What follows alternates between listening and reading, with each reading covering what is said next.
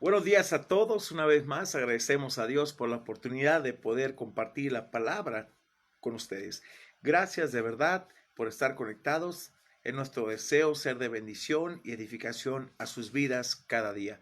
Esta mañana estaremos meditando en la porción del Evangelio de San Juan, capítulo 4, los versículos del 1 al 42, donde Jesús tiene un encuentro con una mujer samaritana, los cuales no tenían ninguna relación con los judíos. Mire, Jesús rompió, hermanos, todos los esquemas y los protocolos que los judíos conservaban al no relacionarse con los samaritanos. De hecho, preferían rodear Samaria y dar más vuelta que cortar camino al pasar por ella. El devocional de esta mañana se titula El arte de la conversación. Jesús con una mujer samaritana. Aquí veamos esta bella porción, esta entrevista que Jesús tiene con una mujer samaritana que se sorprende de que Jesús tenga relación con ella. Y aprendamos aún más del actuar de nuestro Señor Jesucristo. Veamos los versículos del 1 al 3, por favor. Dice, cuando pues el Señor entendió que los fariseos habían oído decir, Jesús hace y bautiza más discípulos que Juan, aunque Jesús no bautizaba sino sus discípulos, salió de Judea y se fue otra vez a Galilea. Mire, en griego estos versículos forman solo una oración larga, introduciendo hacia el lector a una segunda entrevista prolongada que Jesús llevó a cabo. Las palabras cuando pues el Señor entendió forman la primera frase, el versículo 1 en griego, y en la Nueva Versión Internacional aparece en el versículo 3. La repentina prominencia de Jesús aquí, hermanos, evidenciada por el creciente número de sus seguidores, hizo que los fariseos le pusieran atención especial a lo que le estaba haciendo. Puesto que Jesús estaba obrando según el plan del Padre, sabía cómo habría de terminar su ministerio. Hasta este tiempo determinado debía vivir cuidadosamente, así que se retiró del conflicto hasta que llegara su hora. Salió de Judea y se fue otra vez a Galilea. Versículo 4, por favor. Y le era necesario pasar por Samaria. Tenía que pasar, era el punto. Pero Jesús no iba a evitar el hecho de pasar, sino que realmente Jesús iba a detener ahí con el propósito del Padre. Le era necesario pasar por Samaria. Esta era una ruta más corta de Judea a Galilea, aunque no la única, hermanos. La otra pasaba por Perea, ubicada al este del río Jordán. Ahora, en los días de Jesús, los judíos, debido al odio que tenían a los samaritanos, normalmente tomaban la ruta oriental para evitar pasar por Samaria. Sin embargo, Jesús la escogió para poder alcanzar a la gente despreciada de esa región, porque el Hijo del Hombre vino a buscar y a salvar lo que se había perdido. Los judíos tenían una pugna continuamente con ellos. Jesús rompió todo eso. Versículos 5 y 6, por favor. Dice, vino pues a una ciudad de Samaria llamada Sicar, junto a la heredad de Jacob, que Jacob dio a su hijo José. Y estaba ahí el pozo de Jacob. Entonces Jesús, cansado del camino, se sentó así junto al pozo. Era como la hora sexta. Mire, Sicar estaba junto a Siquem. Muchos identifican su ubicación con la del moderno Acar, pero otros señalan a Tel Balatá como lugar probable. Sicar estaba en el monte Ebal y en el monte Gerizim, abarcaba esa área. Un pozo cerca de Sicar en nuestros días podría ser el mismo que el pozo de Jacob. La heredad que Jacob dio a su hijo José, precisamente, se menciona ahí en Génesis 48 del 21 al 22. Jacob lo había comprado 2 años antes. Precisamente Génesis 33, 18 al 20 no menciona esto. Jesús, cansado del camino, se sentó precisamente así junto al pozo. Era como la hora sexta, aproximadamente en la hora romana eran como las 6 de la tarde. Jesús, por ser verdaderamente humano, experimentó sed, cansancio, dolor, hambre. La verdad, Jesús no solamente era 100% hombre, sino 100% Dios también. Ahora, por supuesto que Él también posee todos los atributos de la deidad, omnisciencia, omnipotencia, etcétera. Pero hermanos, la verdad, Jesús experimentó algo tan hermoso que venció todas aquellas cosas que el ser humano siempre pone restricciones para con la gente. Versículo 7 al 8, por favor. Vino una mujer, dice, de Samaria a sacar agua. Y Jesús le dijo, dame de beber. Pues sus discípulos habían ido a la ciudad a comprar de comer. Mire, mientras sus discípulos compraban alimentos en la ciudad, Jesús hizo algo sorprendente. Habló con una mujer samaritana, a quien nunca había conocido.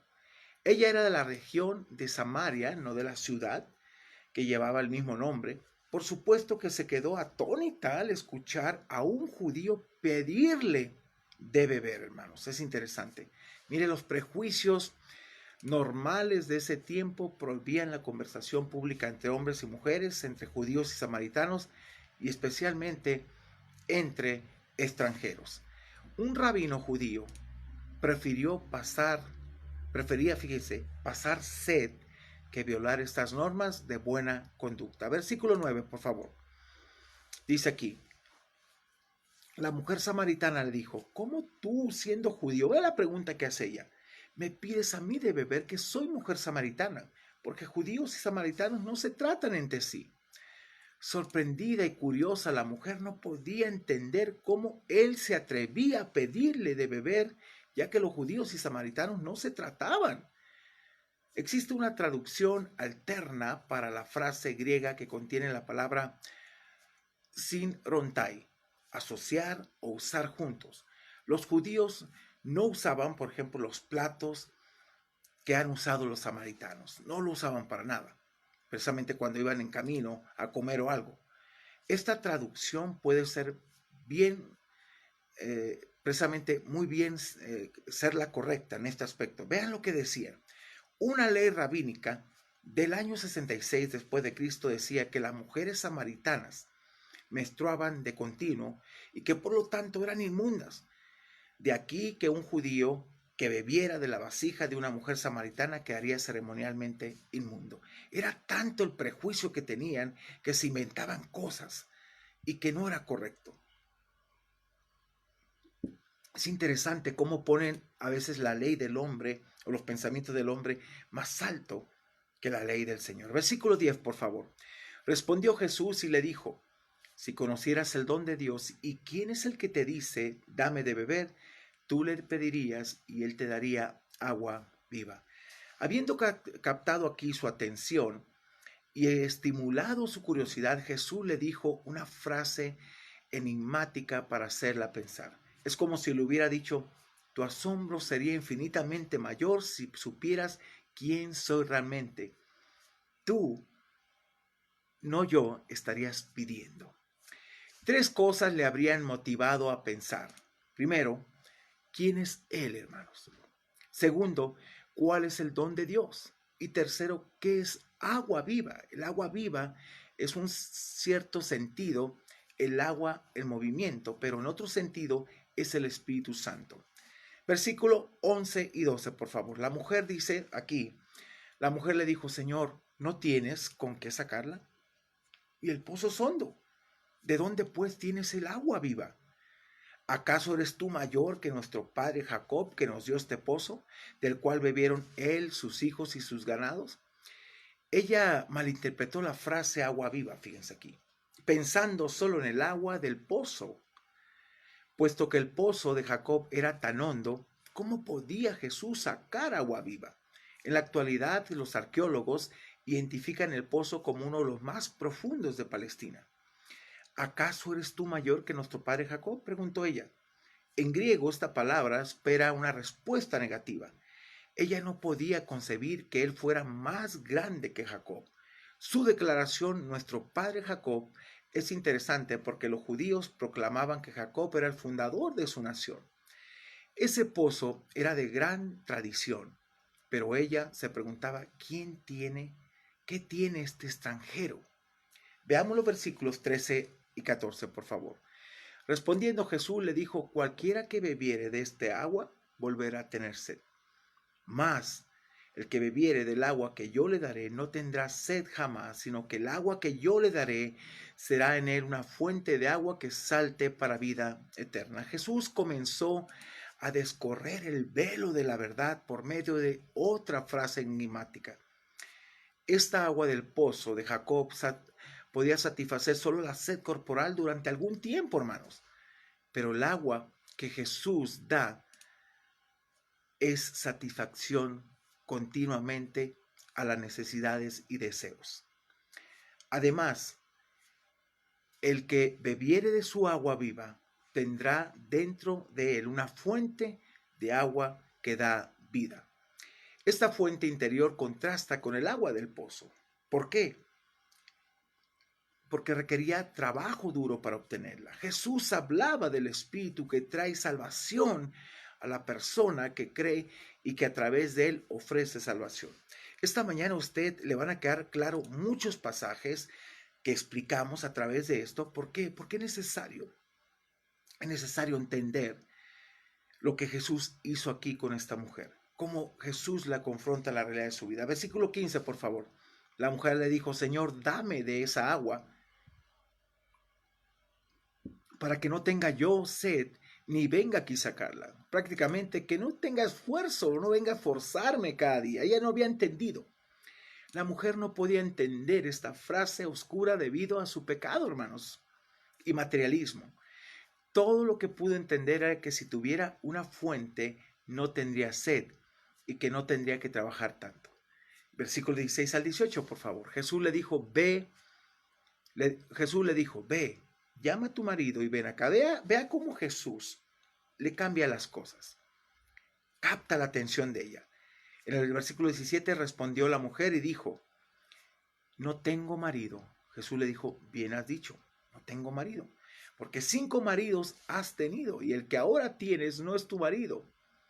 Esto has dicho con verdad.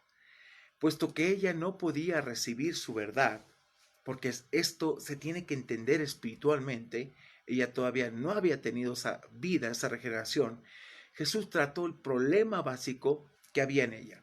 Aparentemente ella nunca le dio de beber. Él olvidó su necesidad física, hermanos, para llenar la necesidad espiritual de ella, si nos damos cuenta aquí. Jesús le sugirió que llamara a su marido y lo trajera con ella. Esta sugerencia, si te das cuenta, estaba diseñada para mostrarle que él sabía todo acerca de ella, su omnisciencia. ¿Quién era él? Este extranjero conocía su historia conyugal, incluyendo el hecho de que estaba viviendo en pecado. Así que en pocas palabras Jesús le había revelado su vida pecaminosa y sus necesidades de salvación. A lo que iba Jesús directamente, a salvar a la gente. Versículo 19 y 20, por favor. Le dijo la mujer, Señor, me parece que tú eres profeta. En el 20, nuestros padres le dice, fíjense cómo en ese momento ella evade la pregunta que Jesús le hace cuando le hace la invitación a que traiga a su marido, la confronta con su pecado y ella trata de evitar a como dé lugar, y vamos a ver esta parte. Nuestros padres adoraron en este monte y vosotros decís que en Jerusalén es el lugar donde se debe adorar. Mire, su respuesta es muy interesante. Jesús no era solo un rabino judío que iba de paso, puesto que él tenía conocimiento sobrenatural. Debía ser un profeta de Dios, pero en lugar de confesar su pecado y arrepentirse, se lanzó una pregunta para distraerlo, si te das cuenta. ¿Podría él resolver una añeja disputa que tenían entre judíos y samaritanos? Déjeme decirle que cómo Dios desarma esto. La religión precisamente samaritana sostenía que el lugar de adoración divinamente ordenado era la cima del cercano monte Gerizim, mientras que los judíos afirmaban que era en el monte del templo de Jerusalén.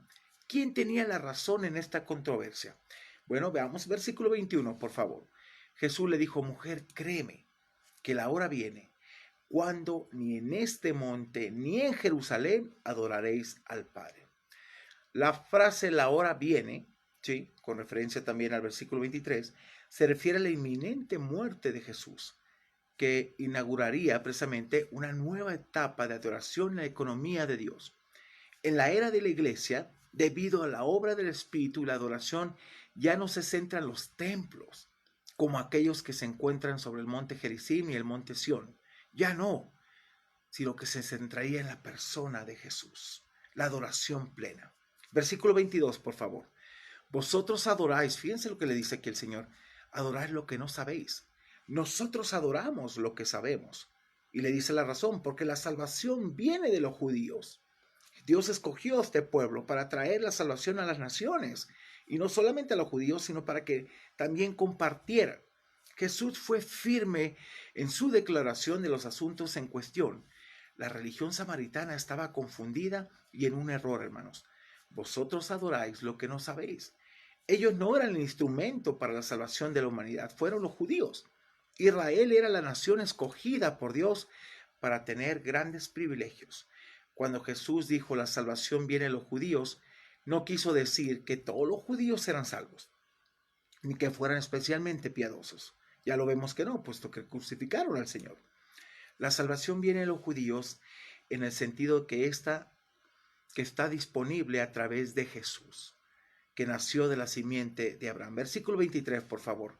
Mas la hora viene, y ahora es, cuando los verdaderos adoradores adorarán al Padre en espíritu y en verdad, porque también el Padre tales adoradores busca que le adoren. Miren, precisamente con el advenimiento del Mesías había llegado la hora para un nuevo orden en la adoración. Los verdaderos adoradores son los que se dan cuenta de que Jesús es la verdad de Dios y el único camino al Padre, y lo buscan para adorar. Adorar en verdad es adorar a Dios a través de Jesús, hermanos. Adorar en espíritu es adorar en la nueva esfera de que Dios ha revelado a su pueblo. El Padre busca verdaderamente adoradores, porque Él desea que la gente viva en realidad, no en la falsedad. Mucha gente hoy en día sigue buscando todo eso y en vez de adorar al Señor, adoran todo lo que tienen. Cada persona es un adorador, pero debido al pecado, muchos están ciegos y constantemente ponen su confianza en objetos sin valor. ¿Sí? El motivo de nuestra adoración es Cristo, no lo que vemos, no lo que tenemos, es Cristo, no un templo, sino Cristo. Versículo 24, por favor. Dios es espíritu, y los que adoran en espíritu, dice, y en verdad es necesario que adoren. Dios es espíritu, no es un espíritu entre muchos, fíjese. Esta es una declaración de su naturaleza invisible. No está confinada a un solo lugar. La adoración a Dios puede hacerse solo a través de aquel, de Jesús, que expresa la naturaleza invisible de Dios, y por virtud del Espíritu Santo, quien abre una nueva esfera del reino precisamente para el creyente. Versículo 25, por favor. Le dijo la mujer, sé que ha de venir el Mesías, llamado el Cristo. Cuando Él venga nos declarará todas las cosas.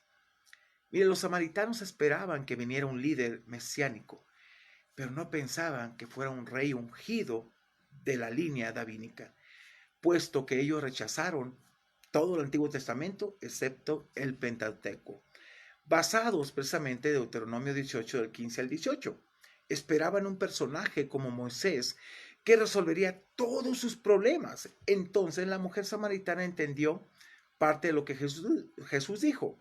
Ella anhelaba los días mesiánicos cuando el Mesías explicaría todas las cosas. Versículo 26. Jesús le dijo, yo soy el que habla contigo. Ese que estás esperando, yo soy. Aquel que ustedes anhelan, soy yo prácticamente. Yo soy el que habla, el Mesías. Es una declaración inusitada de Jesús, ya que durante su ministerio en Galilea y Judea, y debido a implicaciones políticas, prefirió velar su oficio y usar el título Hijo del Hombre. Pero en este caso no había peligro de que a causa de la charla con la mujer samaritana, los celotes nacionalistas iniciaron una revuelta. Era entre ella y Jesús en ese momento. Versículos 27 al 30, por favor. Aquí podemos ver la enseñanza de Jesús a sus discípulos.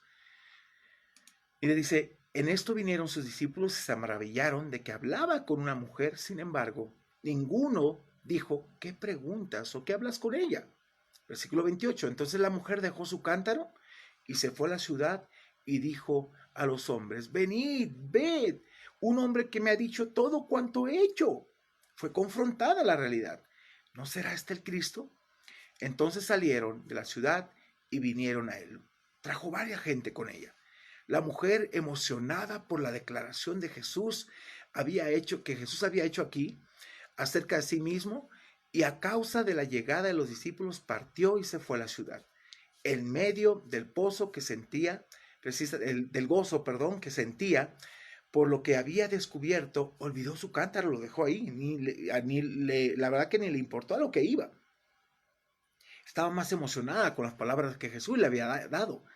Lo más importante, hermanos, para ella era ahora compartir su nueva fe. Sus palabras: un hombre me ha dicho todo cuanto he hecho. Seguramente despertarían el interés de sus conciudadanos. Quizá algunos de quienes la escuchaban habían compartido su vida pasada, la conocían. Tal vez se preguntaban: ¿será posible que ese hombre sepa también acerca de nosotros? ¿No será el Cristo? Les preguntó la mujer. Más literalmente su pregunta era: este no puede ser el Mesías, ¿verdad? Su pregunta esperaba una negación tentativa. Ella formuló la pregunta así y con toda certeza, hermanos, porque sabía que la gente no respondería favorablemente a una afirmación dogmática viniendo de una mujer, especialmente de alguien con su reputación. Que no escuchamos esas palabras, pero en este caso ella fue confrontada con Jesús y las palabras que refirió eran reales. Así como Jesús había captado su atención despertando su curiosidad, ella hizo lo mismo con la gente. Por eso sus conciudadanos, hermanos, decidieron investigar el asunto. Versículos 31 al 32, por favor. Entre tanto los discípulos le rogaban diciendo: Rabí, come. Vean cómo interpretaban ellos las cosas. Versículo 32, le dijo: yo tengo una comida que comer que vosotros no sabéis. Obviamente en su mente dejaron correr y formó tantas cosas, ¿no?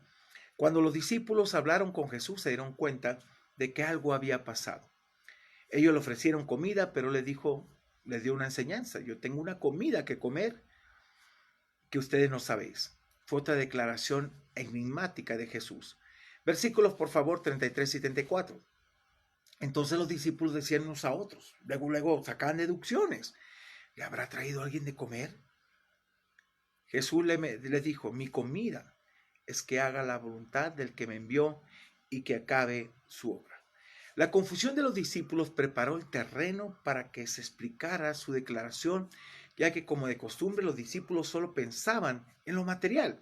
Jesús les dijo: mi comida es que haga la voluntad del que me envió.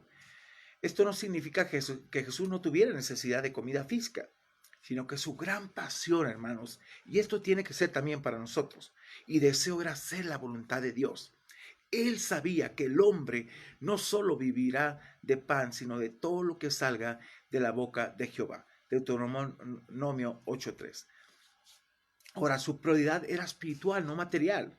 La obra del Padre era la que debía realizar. Versículo 35.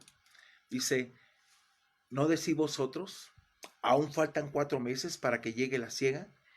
He aquí os digo, alzad vuestros ojos, mirad los campos, porque ya están blancos para la siega. Es interesante esto que le estaba diciendo. Miren, los agricultores tenían un periodo de espera entre la siembra y la cosecha. Aún faltan 4 meses para que llegue la siega. Era probablemente un dicho local, pero en el terreno espiritual no debe hacer una espera tan larga. Jesús, hermanos, ha venido para que hoy sea el día de oportunidad y que tú tienes que también comunicarlo. Todo lo que se requiere es visión y percepción espiritual. Y créanme que nos ha pasado cuando estamos en consejería con gente, hablando con ellos, podemos sentir que necesitan la vida de Jesús y podemos compartirlo para que tengan esa agua viva en sus vidas. Si los discípulos miraran alrededor, verían gente con hambre espiritual.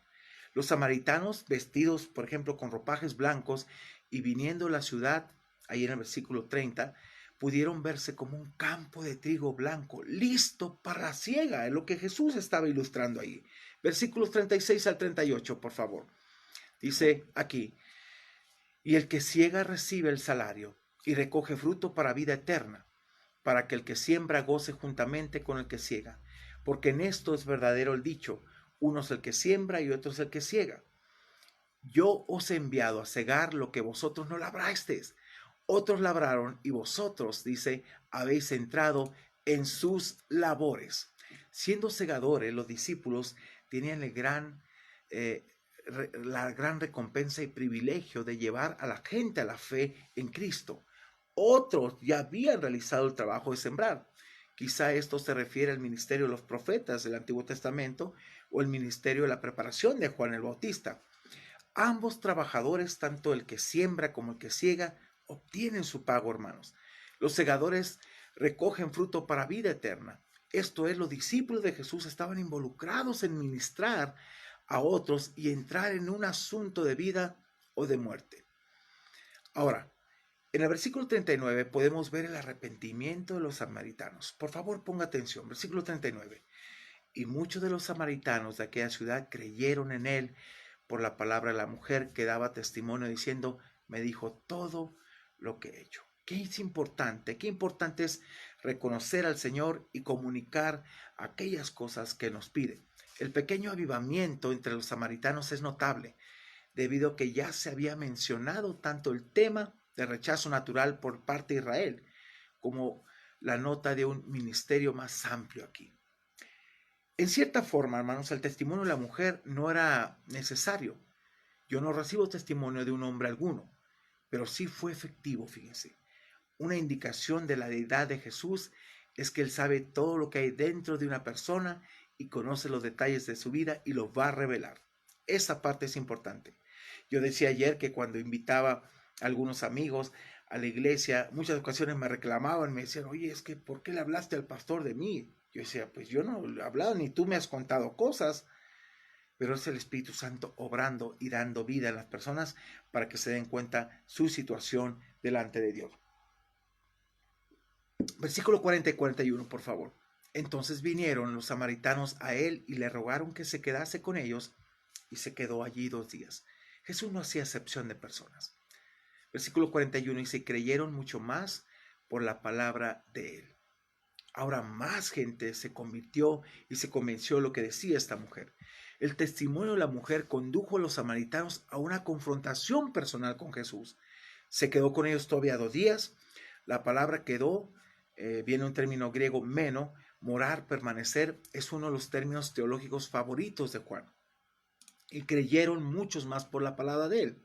Su mensaje fue la razón de la fe de ellos. El testimonio personal acompañado del mensaje de Jesús todavía es el medio que Dios utiliza para que la gente obtenga la salvación, todo a través de Cristo, la obra de Cristo, hermano, no hay otro. Y por último veamos el versículo 42, por favor.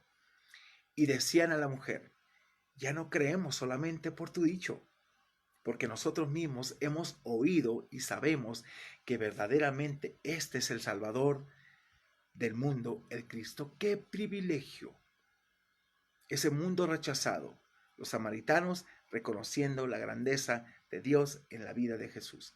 La fe basada solo en el testimonio de otro es secundaria. La fe verdadera conduce a una experiencia y confrontación personal con Jesús. Nosotros mismos hemos oído, es la base más adecuada. Jesús es el Salvador del mundo, hermanos. No en el sentido de que todo el mundo será salvo, universalismo. No. Sino que en él de que su luz brilla y brilla para todos, pero no todos van a entender esta parte. La luz no está limitada a la nación de Israel, sino que es para que todas las naciones y tribus y pueblos y lenguas vengan al conocimiento de él. Todo cuanto Dios nos pide y nos alcanza de un contexto, de un medio, de diferentes lugares para hacer su obra y para compartir precisamente lo que Dios ha hecho y que nos llama del mundo de las tinieblas a su luz admirable. Así que le invito a que oremos y demos gracias a Dios por su gran amor y misericordia que sigue mostrando cada día en nuestras vidas. Gracias porque Dios nos alcanzó de una o de otra forma. Te invito a orar. Padre, gracias te damos por la bendición tan grande de cómo tú has obrado sobre nuestras vidas, la bendición tan grande que mostraste al romper todo protocolo, todo prejuicio que tenían los judíos sobre los samaritanos. Tú, Señor, fuiste el que hiciste las cosas, y aún a nosotros, nos alcanzaste para salvación, para que esa agua viva, Señor, viniera a correr en nuestro interior y ser transformado cada día a tu imagen y semejanza. Te bendecimos, Dios, danos la oportunidad de hablar más y más de tu palabra, danos la oportunidad de ser bendecidos, danos la oportunidad de conocerte más, Señor, cada día y de crecer y que tu Espíritu Santo haga la obra día con día en nuestros corazones. A ti sea la alabanza y la gloria en el nombre precioso de Cristo Jesús. Amén y amén. Bien, rápidamente, hermanos, quiero invitarles a una conferencia que vamos a tener en el mes de julio, el 17 de julio, sábado, a las 7 de la tarde. El tema se llama Hombres fuertes en tiempos difíciles. Necesitamos hombres fuertes que respondan en tiempos difíciles. El conferencista será el pastor Brian Teachout, un gran pastor y amigo de nosotros. Los informes al teléfono 2223 81 11 73 y 2212 07 97 95. Hoy a las 9 te invitamos también a nuestro grupo GPA de matrimonios. Estamos viendo el libro Cómo construir tu matrimonio para que perdure, precisamente. Pero el tema a tratar hoy es recibiendo a nuestro cónyuge como la provisión divina. Pide precisamente el link a los mismos teléfonos 22 23 81 11 73, 22 12 07 97 95 y conéctate con nosotros. Te invitamos todos los domingos también de 10 a 11 de la mañana a nuestro tiempo de oración, donde es un momento muy especial, donde nos preparamos no solamente para el servicio, oramos por las necesidades, oramos por todos aquellos que tienen algo en su vida, que están clamando a Dios. Y después a las 11:30 te invitamos a nuestro servicio con la nueva serie La Voluntad de Dios, lo mejor de Dios para tu vida, y estaremos con el tema Quiero estar rodeado de buenos amigos. ¿Qué implica esto? Lo vamos a ver. Así que pide el link a los mismos teléfonos. Y hermano, que Dios te bendiga. Nos vemos mañana con un devocional más para nuestra alma. Y gracias. Ha sido un placer para nosotros estar compartiendo siempre la palabra de Dios. Y sobre todo, la palabra de Dios trae frescura a nuestra alma. Que Dios te bendiga. Nos vemos el día de mañana.